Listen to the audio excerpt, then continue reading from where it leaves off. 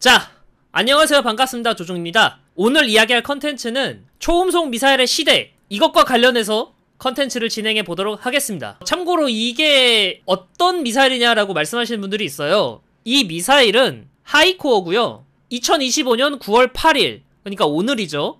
오늘 하이코어의 시험 발사 사진이 공개가 되었습니다. 지금 하이코어는 극초음속 미사일이라고 하고요. 듣기로는 목표가 마하 5였는데 마하 5 이상, 그러니까 마하 6까지 성공했다라고 하답니다. 그것도 고도 20km 이내에서. 그럼 오늘은 하이코어에 대한 얘기냐? 그건 아니고요. 전 세계가 초음속 미사일을 지금 앞다투어서 지금 개발하고 있어요. 언론에서 초음속 미사일에 대한 기대감을 상당히 가지고 보도를 하거든요. 그러면 초음속 미사일의 위치는 어디고 과연 초음속 미사일로 어디까지 할 수 있느냐, 여기에 대해서 오늘 좀 설명하는 그런 시간을 갖도록 하겠습니다. 자, 시작하기에 앞서서 좋아요하고 구독 그리고 알림 설정 한 번씩 해주셨으면 감사하겠고요. 그러면 오늘도 시작해보도록 하죠. 일단은 국내 기사부터 갖고 왔습니다.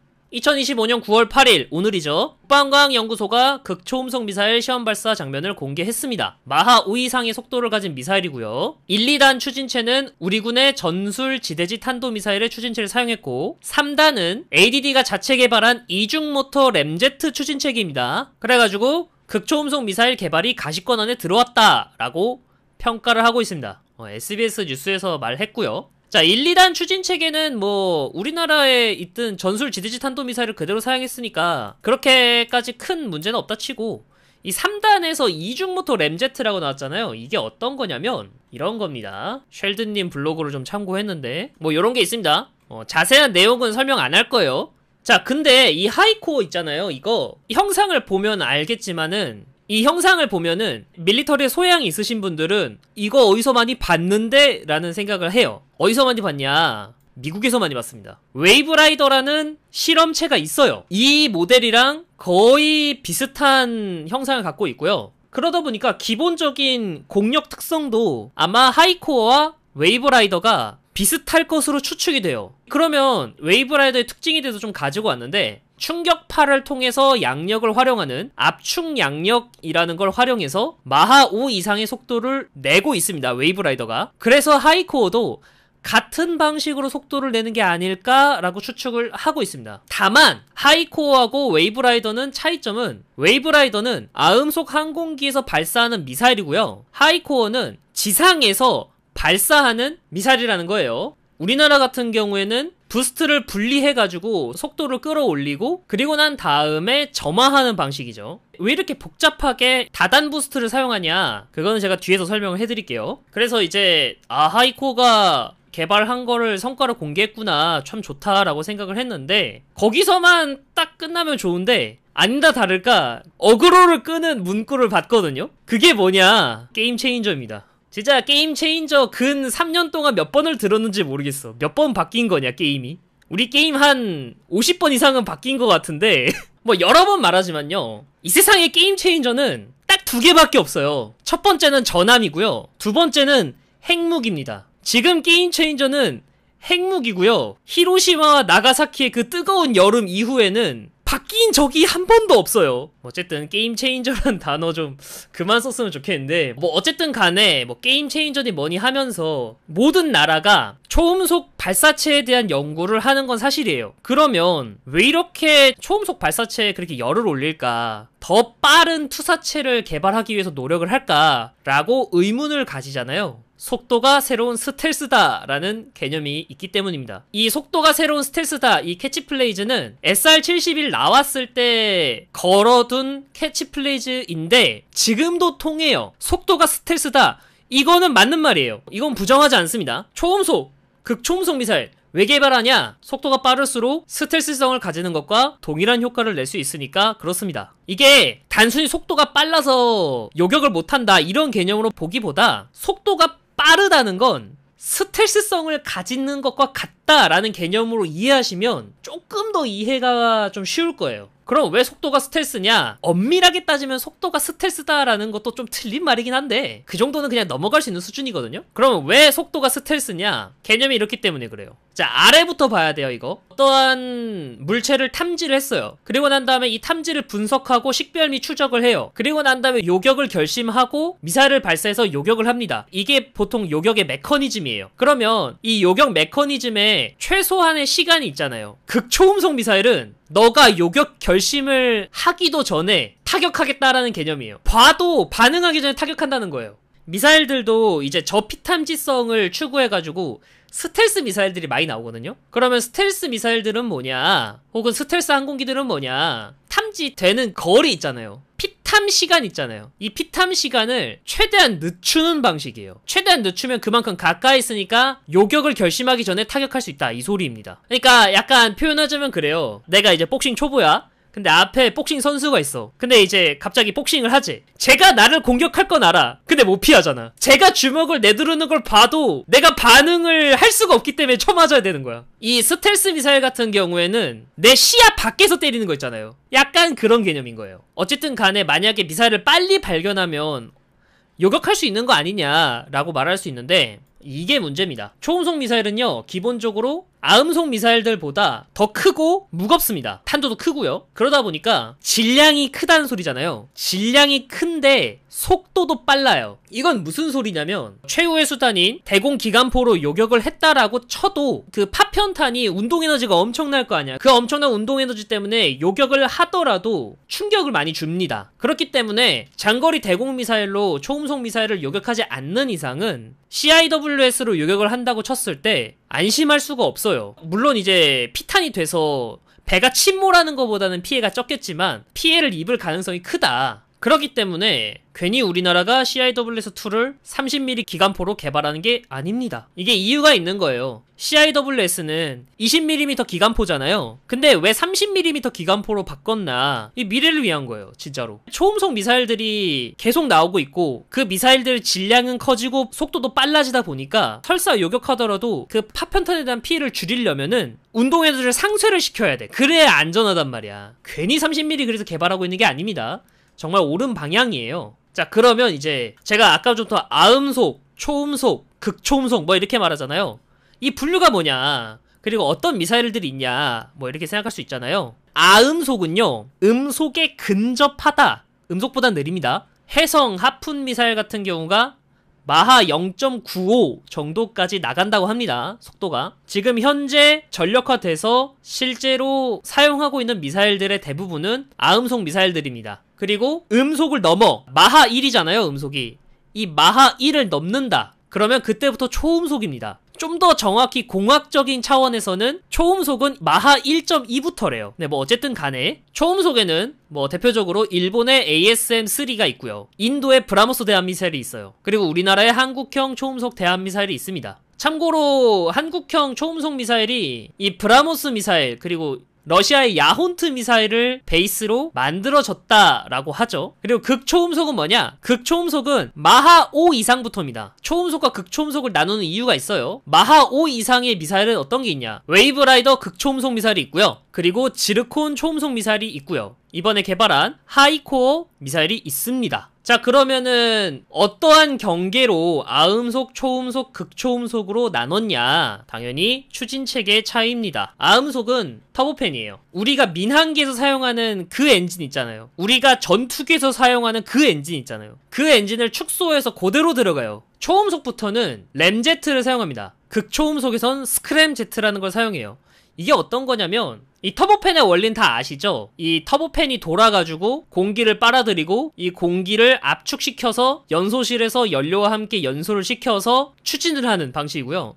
초음속부터는 공기가 팬에 그대로 이제 빨려 들어오면서 압축이 됩니다. 압축이 되면서 여기서 연소를 시켜가지고 마하 1 이상으로 이제 가속을 하는 거고요. 극초음속 미사일은 이 연소실에서는 압축된 공기가 음속보다 느리거든요. 극초음속 미사일부터는 이 연소실에서조차도 초음속인 상태에서 연소를 시키는 방식이에요. 그래서 각각의 단계별로 연소 효율이 다릅니다. 아음속일 경우에는 터보팬이 당연히 연소가 제일 좋아요. 그리고 초음속일 때는 램제트가 연소 효율이 더 좋아요. 극초음속일 때는 스크램제트가 연소 효율이 좋습니다. 연소 효율이 좋다기보다는 아음속일 때 램제트하고 스크램제트 점화가 안 됩니다. 초음속일 때는 스크램제트가 연소가 안 되고요. 터보팬은 효율이 엄청 떨어져요. 스크램제트일 때는 초음속, 아음속 둘 다 연소가 안 돼요. 그래서 이런 걸 쓰는 거예요. 그래서 어쨌든 각각의 속도에 도달하기 위해서는 낮은 속도의 추진체계가 필요합니다. 혹은 연소를 위한 최소한의 속도를 달성을 해줘야 돼요. 미사일 같은 경우에는 비행기에 달든지 아니면 뭐 부스트를 사용해가지고 그 최소 조건의 속도까지 맞춰주든지 그런 걸 할 수 있단 말이야. 근데 이제 SR-71은 비행기잖아요. 속도 0부터 마하 3.5까지 가속을 해야 되잖아요. 그런 기체 같은 경우에는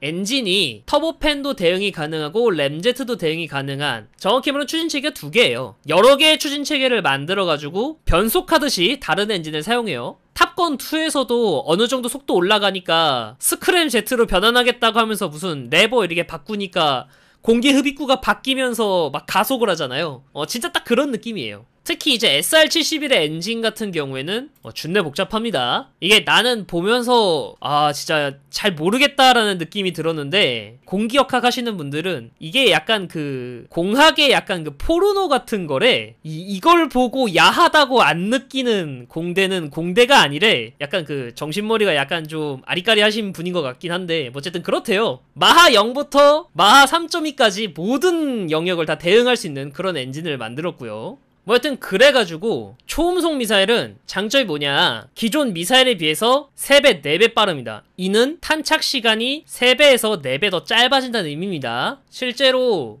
마하 0.9로 40km를 주파하는데 걸리는 시간은요 130초입니다. 3배, 4배 빠르다는 거는 뭐 40몇 초, 30몇 초 만에 40km를 주파한다는 소리죠. 뭐 여튼 간에 기존보다 요격하기가 굉장히 어렵습니다. 대응 시간이 줄어드니까. 거기에다가요, 기본적으로 초음속 미사일은 순항 미사일입니다. 탄도 미사일이 아니에요. 그러다 보니까 기존 미사일과 같이 정밀한 타격도 가능해요. 이래가지고 많은 사람들이 게임 체인저로 인식하는 경우가 잦습니다. 몇 번째 게임 체인저인지 모르겠어. 어쨌든 근데 게임 체인저래. 뭐 여튼 간에 게임 체인저로 인식하는 경우가 잦은데, 제 개인적인 생각은 초음속 미사일은 혹은 극초음속 미사일은 게임 체인저라고 볼 수 없습니다. 아직까지는 말이죠. 물론 이 다음에 기술이 어떻게 발전하냐에 따라서 게임 체인저가 될 수도 있다라고 생각은 해요. 근데 아직까지 근미래까지의 기술 수준으로 봤을 땐 게임 체인저라고 부를 수 있나? 라는 생각은 들어요. 자, 그러면 초음속 미사일의 등장으로 아음속 미사일은 역사에서 사라질 거냐? 전혀 그렇지 않습니다. 근미래까지는 무조건 쓰여요. 가장 큰 이유는 아음속 미사일 수준의 기동을 기대할 수가 없어요. 극초음속 미사일들은, 혹은 초음속 미사일들은.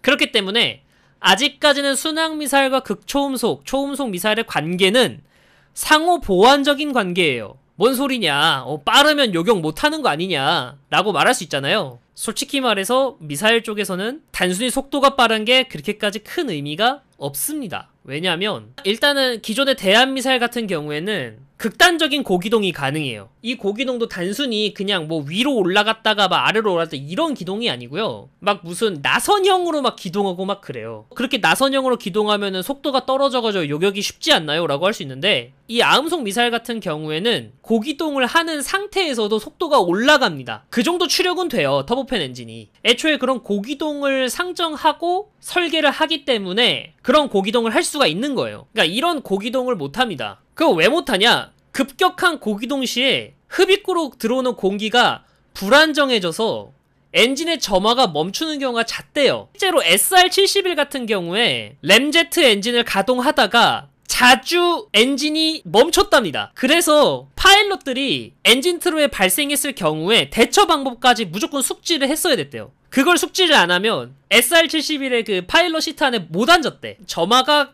멈추는 경우가 굉장히 잦았답니다. 초음속 미사일 혹은 극초음속 미사일은 아음속 미사일처럼 고기동이 안 되고요. 정말 단순한 기동만 가능해요. 그리고 단순한 기동만 가능하다는 건 미래 위치가 뻔히 예상된다라는 의미입니다. 그리고 미래 위치가 뻔히 예상이 된다는 건 요격이 그렇게 어렵지 않다라고 하는 건 이미 2000년대 이후에 여러 실험으로 이미 확인된 사안이에요. 그러니까 얘는 걸리면 그 다음부터 요격까지는 쉬워요. 반면에 아음속 미사일 같은 경우에는 멀리서부터 오는 걸 알더라도 얘가 이제 가까이 붙으면서 회피기동을 시전한단 말이야. 이 회피기동이 정말 요격하기가 버거워요. 아니 뭐 대체 얼마나 고기동을 치기에 요격하기가 어렵다는 거야. 오버하지 마. 이렇게 생각할 수 있잖아요. 실제로요. 지금 언론에 공개된 건 이 정도까지 요격을 합니다. 이것도 10년 전이에요. 이 회피 패턴도 10년 전이에요. 최신 대한미사일로 적혀있는데 최신 아닙니다. 최신 10년 전이에요. 지금은 어떻게 회피를 하는지 감도 안 잡혀요. 상상이 안 갑니다. 그래가지고 예전에 CIWS 관련 영상에서 보면은 CIWS에서 20mm냐 30mm냐 뭐 이런 구경도 중요하지만 CIWS의 소프트웨어 업데이트를 하는 것도 중요하다라고 하잖아요. 그 소프트웨어 업데이트가 뭐냐면 이런 기동을 치는 애들 있잖아요. 이런 기동을 치는 이 패턴을 이제 분석을 해가지고 알고리즘을 넣어주는 거란 말이야. 혹시나 이런 패턴으로 움직이면은 거기에 대응해가지고 요격하라 이런 개념으로. 괜히 지금 밸런스가 20mm인데도 불구하고 경쟁력이 있는 게 아니에요. 그리고 미국이 괜히 아음속 미사일을 개발하고 있는 게 아닙니다. 일단 얘는 기본적으로 스텔스 형상이고요. 두 번째로 장거리 기동이 가능하고 고기동도 가능합니다. 괜히 만드는 게 아니에요. 뭐 초음속 미사일 짱짱맨이면 아음속 미사일 굳이 왜 또 새로 개발해? 그럴 이유가 없단 말이죠. 개발하는 이유가 있다. 그리고 2000년대 이후에 여러 실험으로 이미 확인된 사안이라고 있잖아요. 야 뭘로 어떻게 확인해? 전쟁이라도 난 게 있냐? 요격을 성공한 케이스라도 있어? 라고 생각을 하잖아요. 코요테라고 실제로 실험 미사일이 있습니다. 얘가 최고 속도가 마 4에서 5예요. 이 코요테가 제가 알기로 2000년인가? 21세기 시작될 때 이제 실전 배치한 걸로 알고 있거든요? 얘 날려봐서 얘 요격하라고 해서 다 쏴봤어요. 에센트도 했고 펠렁스로도 했고 골키퍼로도 했어요. 다 실험해봤어. 이 코요테로. 실험했는데 요격을 했어요. 그래서 저는 이런 느낌입니다. 야 속도가 스텔스다. 얘한텐 맞지? 얘한텐 맞지 그게. SR-71을 만들고 운영한 목적이 뭐야. 만약에 적에게 들키고 적이 요격하러 와. 그럼 최고 속도로 최대한 빠르게 그 자리에서 이탈하는 거잖아. 그냥 위험하다 싶을 때 빠른 발로 주랭랑 치는 게 얘의 전부잖아요. 그러니까 얘는 속도가 스텔스가 맞지. 근데 얘는 속도가 스텔스가 맞긴 한데 얘는 도망가는 게 아니라 갖다 박는 용도죠. 약간 다르다. 물론 제가 지금까지는 다 이제 초음속 미사일의 단점만 얘기했잖아요. 그래서 무슨 초음속 미사일 개쓰레기처럼 보이잖아요. 그렇게 개쓰레기라면 여러 나라에서 개발을 안 하겠죠? 하는 이유가 있습니다. 아까도 말했듯이 요격에 이미 테스트에 성공했다라고 했잖아요. 당연히 이거는 테스트기 때문에 성공한 거예요. 무슨 소리냐면 테스트 때는 탐지를 한다라는 전제거든. 뭔 소리냐면 자 이제부터 미사일 날아올 거야. 어디서 어떻게 날아올 것으로 예상되니까 너가 찾아서 요격해봐. 이런 거거든요. 테스트 환경이. 준비를 시켜놓은 상태에서 요격하라고 하는 거기 때문에 당연히 이제 기동이 단순하면 요격이 되지. 근데 현실은 그렇지 않잖아요. 이런 식으로 쓰면은 진짜 위협적입니다. 기존 아음속 미사일과 초음속 미사일을 섞어 쏘는 거예요. 그러면 예를 들어서 아음속 미사일이 먼저 나타나. 얘를 요격하기 위해서 집중할 거 아니야. 그 타이밍에 만약에 예상치 못한 다른 방위에서 초음속 미사일을 던져버리면 요격하기가 정말로 힘듭니다. 물론 이거 아음속 미사일끼리도 이렇게 연계를 해가지고 하면은 적의 요격률을 확 떨어뜨릴 수 있는 장점은 있어요. 그걸 대응하기 위해서 만든 게 이지스함이지만 어쨌든 간에 전방위에서 동시로 달려들면 아무리 이지스함이라도 좀 위협적인 건 사실입니다. 제가 말하고 싶은 건 초음속, 극초음속 미사일이 게임 체인저가 아니다라고 말하는 거지 쓸모가 없다라고 말하는 게 아니에요. 왜냐? 단독으로 사용했을 땐 효과가 크게 떨어지기 때문입니다. 이건 아음속 미사일도 마찬가지예요. 만약에 섞어 쏘잖아요? 정말 요격이 어렵습니다. 이 둘의 단점이 상호 보완되거든요. 아음속 미사일의 단점, 속도가 느리다. 속도가 느리기 때문에 단순 기동을 하면 안 돼가지고 회피 기동을 치는 거예요. 정확히 말하면. 초음속 미사일 같은 경우에는 회피 기동이 안 되니까 최대한 속도를 올린다는 개념이에요. 이렇게 생각하면은 서로가 상호 보완적이라는 느낌이 확 와닿지 않나요? 실제로요, 요격하는 입장에서도 속도가 같은 미사일을 동시에 요격하는 것보다 속도가 다른 미사일을 동시에 요격하는 게 난이도가 훨씬 높습니다.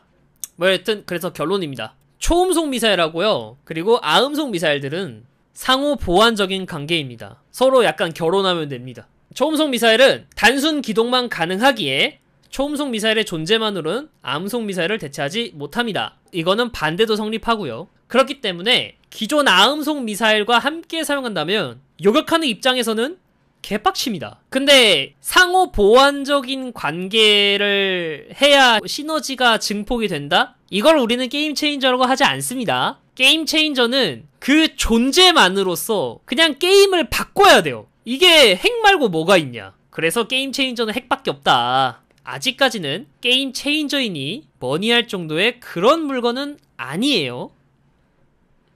아, 그렇네. 이거 이름 뭘로 붙이지? 얘 이름 뭘로 붙여질까? 하이코어라는 이름으로 나오진 않을 거 아니야. 그치? 나 근데 의문인 게 있거든요? 얘네들도 어쨌든 유도를 해야 될 거 아니야. 그치? 이건 이제 지르콘인데 C코드를 어디에 수납이 돼 있는 거야? 나 항상 궁금했어요. 얘도 마찬가지예요. 얘도 레이더 어디에 수납이 돼 있는 거야? 가장 유력한 게 여기 노즈콘이긴 하거든? 보통 초음속까지 올라간다는 거는 여기 앞에 있는 노즈콘이 열을 많이 받는다는 소리거든? 근데 열도 어쨌든 파장을 방출한단 말이야? 그래서 제가 알기로는 이 레이돔이 온도가 급격히 상승하면 레이더의 성능이 저하된다라고 알고 있어요. 추측상 이 노즈콘 안쪽에 레이더가 있다라고 추측은 되는데 그게 되나? 라는 생각은 들어요. 아, 진짜? 이거 한번 찾아볼게요. 잠깐만요. 이거 말하는 거겠지? 아, 이거야 뭐 전체 형상이고. 아, 있네. 아, 그렇네. 감사합니다. 이 자료는 못 찾았거든요. 감사합니다. 아, 이런 정보가 공개돼 있었구나. 좀 더 확대해서 보자. 이 앞에 배터리는, 아, 이건 뭐 레이더를 위한 배터리겠지? 컨트롤 시스템 뒤에 여기 있네? 아, 여기 있구나. 요 부분에 있다. 요 부분에 있다. 안테나하고 센서하고 액추에이터. 마하 7일 때 그리고 마하 9.6일 때 열구조라고 돼 있는데, 오, 그렇구만. 감사합니다. 와, 이 고수들이 알려주니까 너무 좋다. 감사합니다. 아, 이건 몰랐네요. 아, 그래도 높네. 1650도 이하라네. 그래도 높긴 높네. 이 로우라고 돼 있는데 이 로우가 1650도 이하야? 1650도가 남색이래. 마하 9.6까지 가면 2200도까지 올라간다네요. 아, 좋은 거 알려줘서 감사합니다. 파란색은 탄두고 탄두가 더 앞에 있는 은색이 레이더가 아닐까 추정한다고요? 잠깐만요. 아, 이게 레이더라고? 이게 지금 마하 7일 경우에 1650도 이하라고 적혀 있잖아요. 여기가 앞부분이. 이만큼 온도가 높으면 이 기체에서도 적외선 파장이 나올 거 아니야. 열 때문에 레이더가 작동하려나? 라고 생각을 그냥 하는 거일 뿐 사실 작동하는데 문제가 없을 수도 있지. 열과 관련해서 레이더의 성능 하락에 대해서 쓸까 말까 하다가 이거는 내가 확실치 않아서 뺀 거거든? 그래가지고 실제로 광개토대왕 있잖아요. 나도 이거 여기서 복무하신 분의 썰을 들은 거거든? 이 Y자 연도를 한 이유가 원래 일자 연돌로 계획을 했는데 여기 뒤에 레이더가 있잖아요. 연돌에서 나오는 뜨거운 열 있잖아요. 이 뜨거운 열 때문에 교란이 된다고 이제 연구 결과가 나왔대. 그래가지고 Y자 연돌로 만들어가지고 열을 좀 분산을 시켜가지고 레이더의 교란을 막았다. 이 연돌이 천연 제밍 역할을 하고 있었대. 만약에 일자 연돌을 한다면. 요즘은 필터링이 좋아서 그 정도는 하지 않을까요?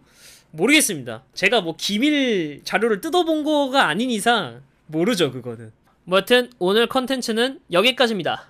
재밌게 보셨다면 좋아요하고 구독 그리고 알림 설정까지도 부탁드리겠고요. 여유가 되시는 분들은 멤버십 가입도 해주셨으면 감사하겠습니다. 오늘 컨텐츠는 여기까지입니다. 감사합니다. 안녕.